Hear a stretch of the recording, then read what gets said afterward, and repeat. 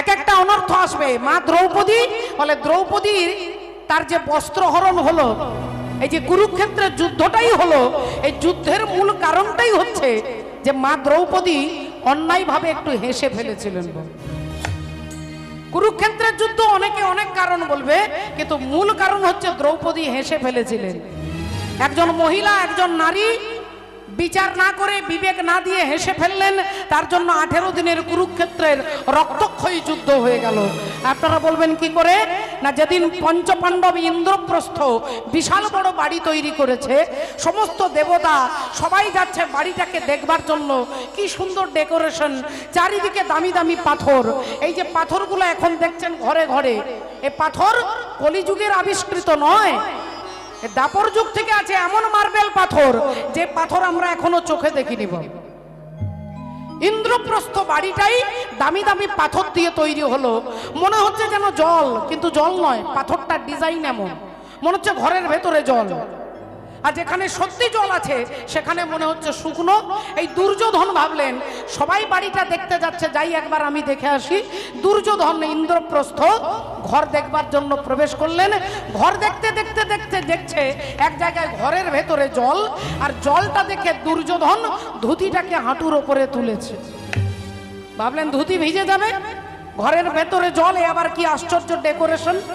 আর যেই জলের ভেতরে ঘরে হাঁটতে গেলেন, অমনি দেখলেন জল নয়, শুকনো। ধুতিটা ছেড়ে দিয়েছে। আবার একটা ঘরে গিয়ে দেখছে কি সুন্দর শুকনো, আর শুকনো বলে যেই গেছে অমনি জলের মধ্যে ঝপাস করে পড়ে গেছে। আর যেই দুর্যোধন জলে পড়ে গেছে, ওপরে দোতলা ছাদের ওপরে মা দ্রৌপদী চুল আঁচড়াচ্ছিলেন। চুলটা আঁচড়াতে আঁচড়াতে হাসছে আর বলছে যে অন্ধের ছেলে অন্ধই হয়, अंधा का बेटा अंधा ही होता है, অন্ধের ছেলে অন্ধ হয়। এই কথাটা যেই বলল, দুর্যোধনের কানে নয় প্রাণে কথাটা বাজলো। বাবু, আপনি অনেক ভালো মন্দ আমাকে খাওয়াবেন, একটা কথা যদি বাজে বলে দেন, আপনার খাবারটা আমার 2 দিন পরে ভুলে যাব, কিন্তু আপনার কথাটা আমি যতদিন বেঁচে থাকবো ততদিন আপনার বাক্যবান আমার কিন্তু মনে থাকবে।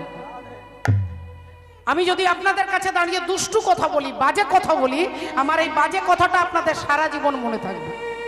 কিন্তু আমি যদি বাজার থেকে 2টো দামি খাবার কিনে এনে খাওয়াই, আপনার মনে থাকবে না, 5 বছর 10 বছর পরে ভুলে যাবে।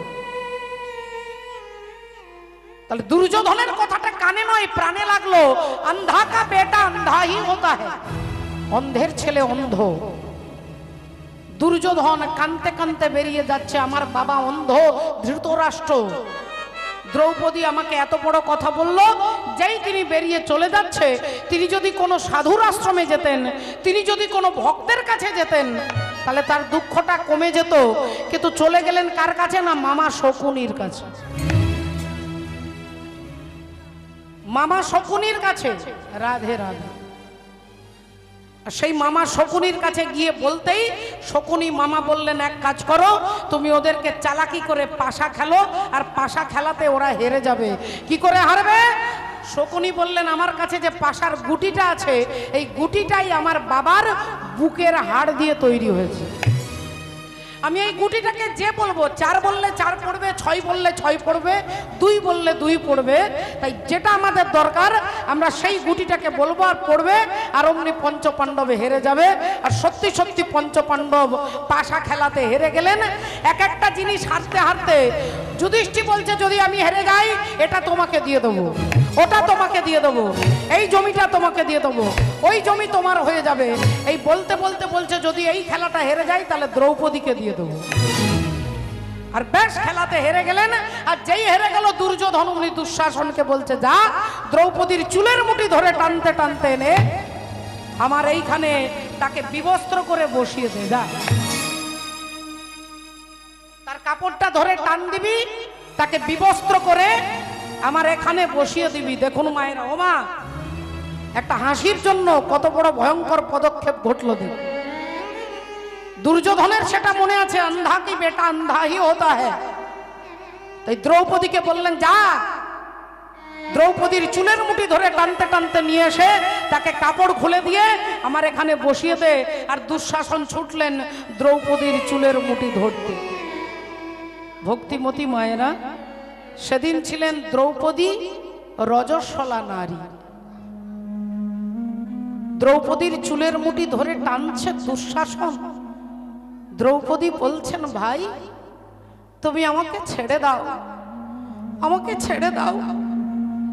দুঃশাসন বললেন, আমার দাদার আদেশ, তোমাকে টানতে টানতে নিয়ে যেতে হবে।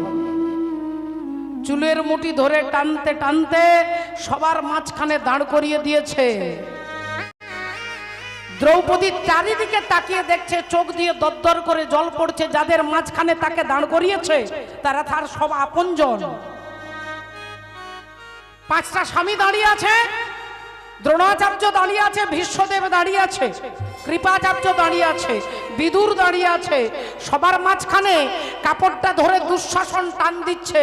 দ্রৌপদী হাত জোড় করে গুরু দ্রোণাচার্যের কাছে গেলেন, বললেন, হে গুরু দ্রোণাচার্য, আপনি নাকি পরম বীর, আপনার বীরত্বের কথা স্বর্গ মর্ত পাতাল সবাই চর্চা করে।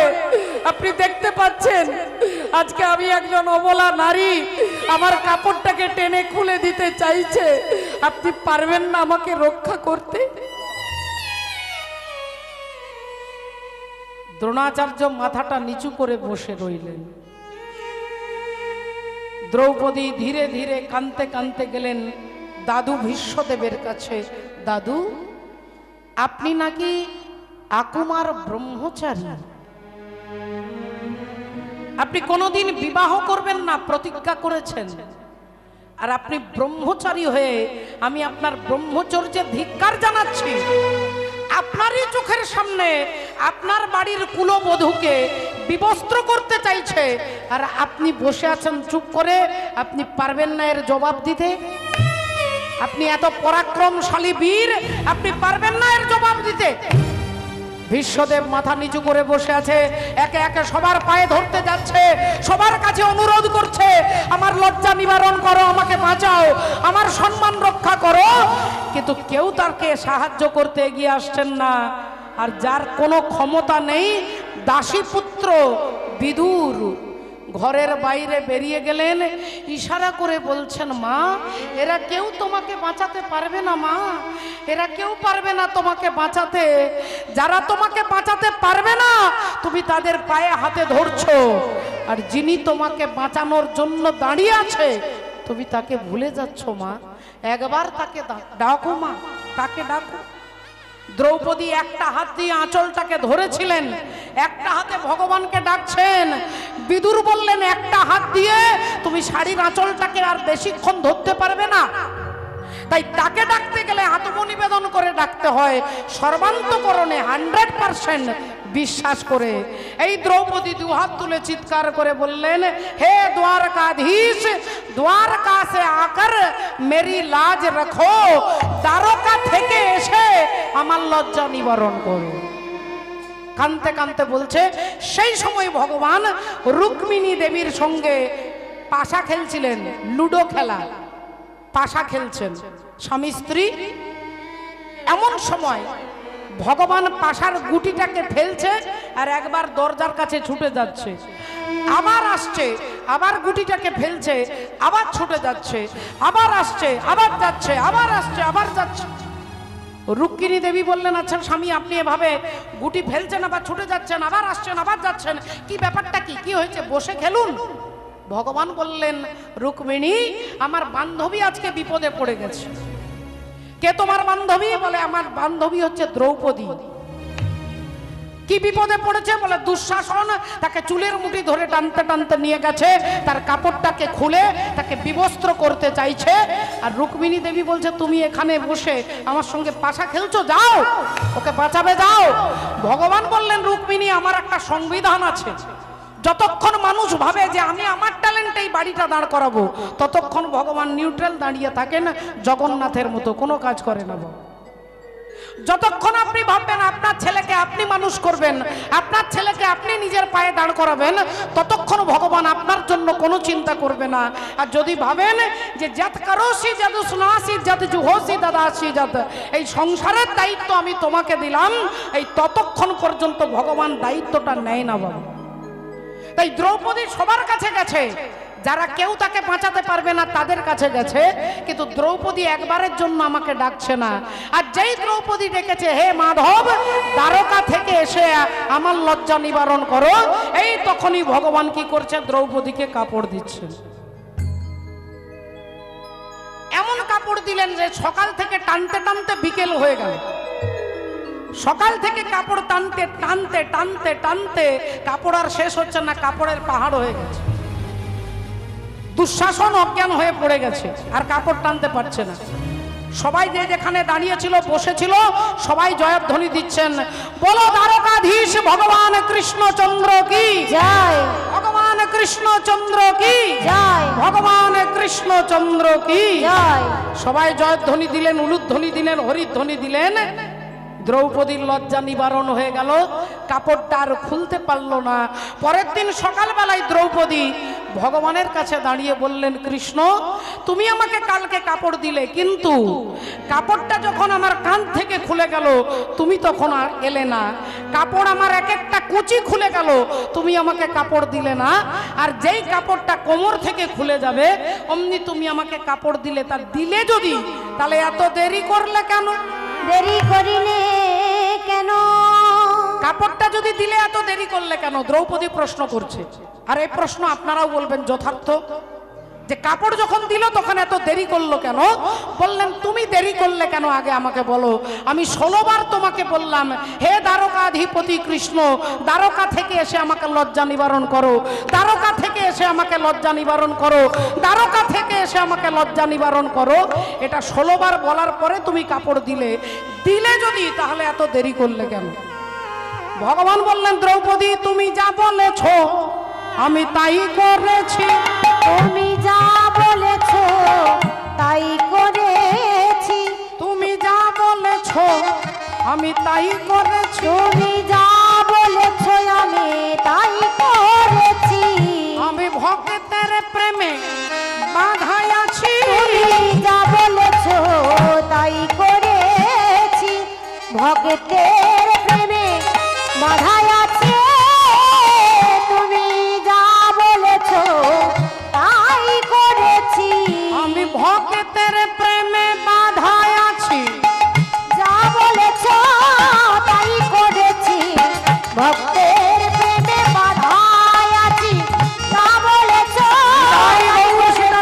ভক্তের প্রেমে বাঁধাই আছি, যা বলেছ তাই করেছি, ভক্তের প্রেমে বাঁধাই আছি, যা বলেছ তাই করেছি, যা বলেছ তাই করেছি। তুমি আমাকে যা বলেছ আমি তাই করেছি। দ্রৌপদী, ভক্ত যা বলে আমাকে তাই করতে হয়, তাই তুমি যা বলেছ আমি তাই করেছি। দ্রৌপদী বললেন, কৃষ্ণ তুমি মিথ্যে কথা বলছো কেন? আমি কি তোমাকে বলেছিলাম যে আমি 16 বার বলার পরে কাপড়টা দেবে? আমি কি তোমাকে বলেছিলাম যে তুমি একটু দেরি করে কাপড়টা দেবে? ভগবান বললেন, কালকে তুমি কি বলেছিলে একটু মনে করে দেখো তো। না, কালকে আমি বলেছিলাম, হে দ্বারকাধিপতি দ্বারকা থেকে এসে আমার লজ্জা নিবারণ করো। ভগবান বললেন, দ্রৌপদী তুমি ভেবেছিলে আমি শুধু দ্বারকাতেই থাকি, তুমি ভেবেছো যে আমি শুধু দ্বারকাতে থাকি, কিন্তু তোমার যখন কাপড়টা ধরে টান দিচ্ছিল তখনও আমি ওইখানে ছিলাম। কাপড়টা ধরে যখন প্রথম টান দিল আমি ভাবলাম কাপড়টা তোমাকে দেব, কিন্তু তুমি বারবার একটাই কথা রিপিট করছো, দ্বারকা থেকে এসে আমার লজ্জা নিবারণ করো, দ্বারকা থেকে এসে লজ্জা নিবারণ করো। আমি ভাবলাম হস্তিনাপুর থেকে দাঁড়িয়ে কাপড় দিলে তুমি নেবে না, তাই হস্তিনাপুর থেকে কাপড় নিয়ে ছুটলাম দ্বারকা, আবার দ্বারকা থেকে এলাম হস্তিনাপুর। এই যেতে আর আসতে এর মধ্যে তোমার 16 বার বলা হয়ে গেছে। হরি বল। তোমরা যদি কেউ মনে করে যে আমি শুধু বৃন্দাবনে থাকি তাহলে আমার আসতে দেরি হবে। আর বৃন্দাবনে মথুরা স্টেশনে ট্রেনে চাপবো, তারপরে হাওড়া স্টেশনে নামবো, বাগনান স্টেশনে, তারপরে তুলসী বেড়িয়ায় আসবো, আমার আসতে দেরি হবে।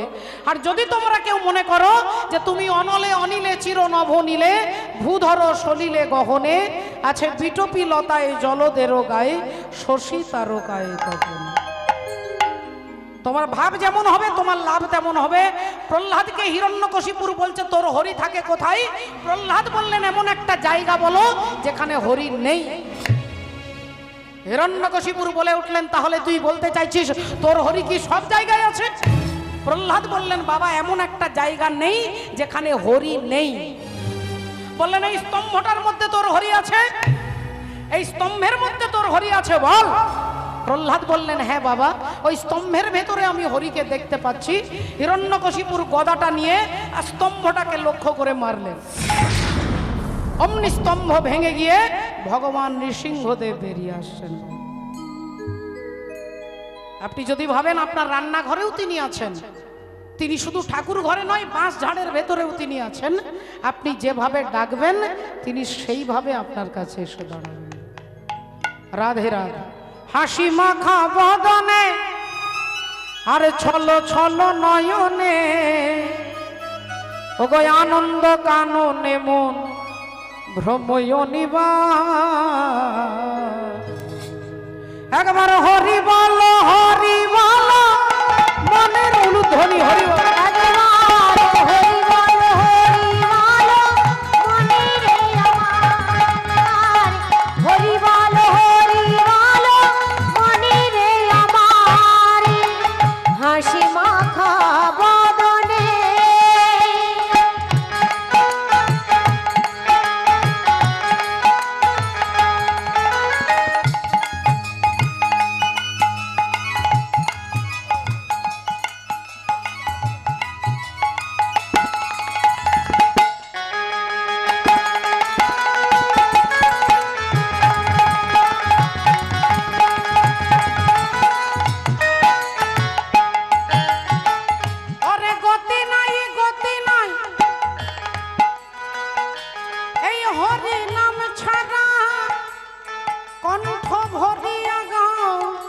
হয়ে আত্মহারা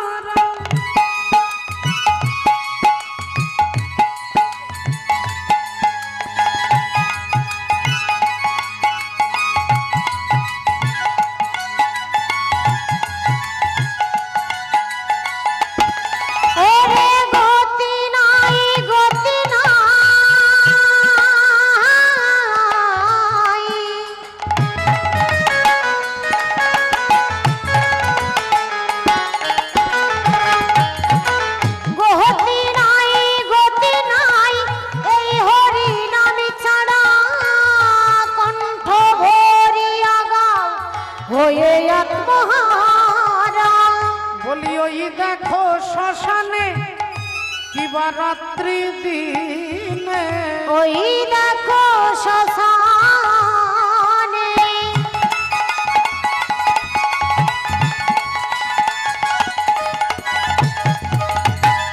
ওই দেখো শ্মশানে কিবা রাত্রি দিনে পুরিতেছে মানুষের কত অহংকার। হরি বলো মনে রে আমার একবার, হরি বলো মনে রে আমার একবার, হরি বলো মনে রে আমার একবার, হরি বলো ও মনে রে আমার। এই হরিবলা ঠাকুর হরিবল বলাতে এলেন। আজকে মহাপ্রভু কি করছেন? উন্মাদের প্রায় গোরা ছুটি ছুটি যায়, উন্মাদের প্রায় গোরা ছুটি ছুটি যায়, উন্মাদের প্রায় গোরা ছুটি ছুটি যায়, উন্মাদের প্রায় গোরা ছুটে যায়।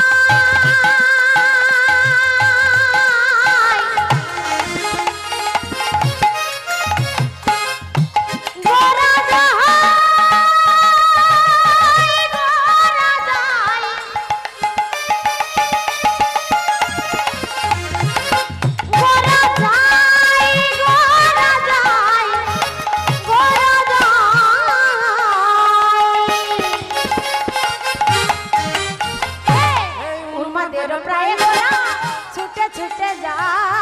যারে দেখে তারি পানে চাহিয়া সুধায়, যারে দেখে তারে বলে চরে রে সুধায়, যারে দেখে তারে আজি সবারে সুধায়। বলি বলো কৃষ্ণ কোথায়, বলো কৃষ্ণ কোথায়, বলো কৃষ্ণ কোথায়, বলো কৃষ্ণ কোথায়। আস্তে ভক্তিমতী মায়েরা, কৃষ্ণ কোথায়, কৃষ্ণ কোথায়, কৃষ্ণ কোথায়, কৃষ্ণ কোথায়, বলে কৃষ্ণ কোথায়, কৃষ্ণ কোথায়, কৃষ্ণ কোথায়। যেমন বীজের মধ্যে বৃক্ষ থাকে, চোখে না যায় দেখা, তেমন নামের মধ্যেই নামি আছেন, মোহন মূরতিতে আঁকা। তাহলে ভগবান আমাদের কাছে আছে, তিনি সর্বত্র আছে, সর্বত্র বিদ্যমান, আমরা দেখতে পাচ্ছি না কেন? আমরা গাছপালা, ঘর বাড়ি, পশু পাখি, কীট পতঙ্গ সব দেখতে পাচ্ছি, ভগবানকে দেখতে পাচ্ছি না কেন? ভক্তিমতী মায়েরা, দুধের মধ্যে ঘি থাকে, দুধের মধ্যেই ঘি থাকে, দুধের মধ্যেই ছানা থাকে, মাখন থাকে, কিন্তু দুধটা দেখলে কি বোঝা যায় এর মধ্যে ঘি আছে? আপনাকে আগুনে বসাতে হবে, জাল দিতে হবে, ঘন করতে হবে, তারপরে লেবু দিতে হবে, দই হবে, দইটাকে মন্থন করলে মাখন বেরোবে, এত কিছু করলে তবে ঘি হয়, মাখন হয়। আপনি দুধ থেকেই হয়, কিন্তু দুধকে শুধু দেখলে ঘিও দেখতে পাবেন না আর মাখনও দেখতে পাবেন। ভগবান আছে, সব জায়গায় আছে, আমার অহংকার আমাকে দেখতে দিচ্ছে না। অহংকার ভগবানকে চাপা দিয়ে দেয়, ঢাকা দিয়ে দেয়। বিশ্বকবি বলছেন, দাঁড়িয়ে আছো তুমি আমার গানের পারে, আমার সুরগুলি পাই চরণ, আমি পাই না তোমারে,